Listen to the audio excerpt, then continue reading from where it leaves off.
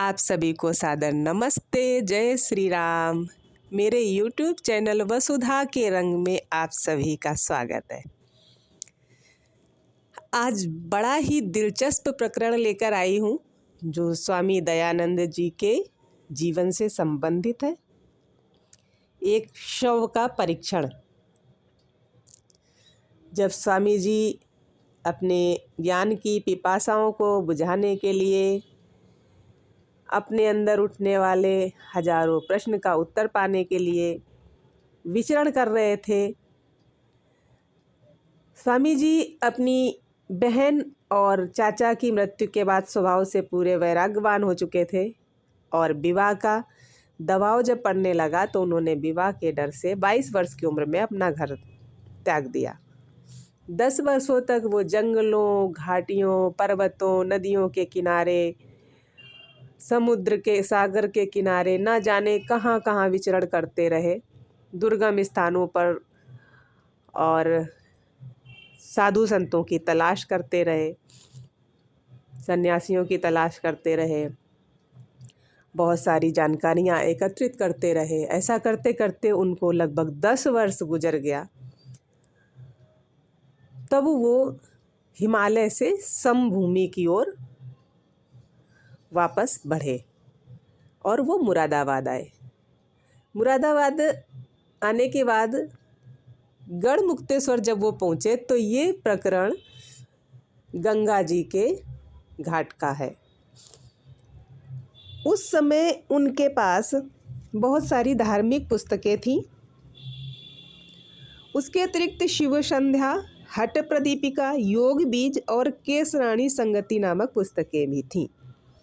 उनमें से कई पुस्तकों में नाड़ी चक्र का बड़ा विस्तृत वर्णन था, परंतु उसमें जो वर्णन था उसको पढ़कर स्वामी जी के अंदर जो संशय था वो शांत नहीं होता था। उन्हें कहीं न कहीं अधूरापन लगता था।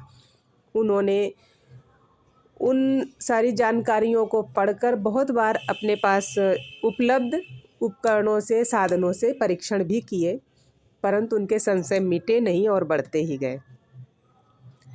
जब उन्होंने गंगा जी के जल में एक शव को जाते हुए देखा तो उनके मन में विचार आया कि क्यों ना आज इस शव के साथ परीक्षण कर लिया जाए।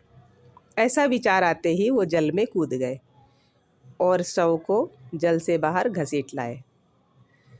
फिर उन्होंने पुस्तक में जैसे जैसे लिखा था उसको मन में विचार कर, पढ़कर और उस शव के साथ परीक्षण करके मेल करने लगे। सबसे पहले उन्होंने हृदय को चीरा फाड़ा, उसकी लंबाई चौड़ाई मापी, फिर सिर, ग्रीवा, अन्य अंगों को। लेकिन जो पुस्तक में लिखा था और जो उनका परीक्षण वो कर रहे थे वो दोनों चीज़ें मेल नहीं खा रही थीं। इस बात को देखकर उन्होंने ये निष्कर्ष निकाला कि इन पुस्तकों में जो भी बातें लिखी हैं वो काल्पनिक हैं, सत्य का इनसे लेना देना नहीं है। और ऐसा विचार करके उन्होंने वो सारी पुस्तकें गंगा जी में प्रवाहित कर दी।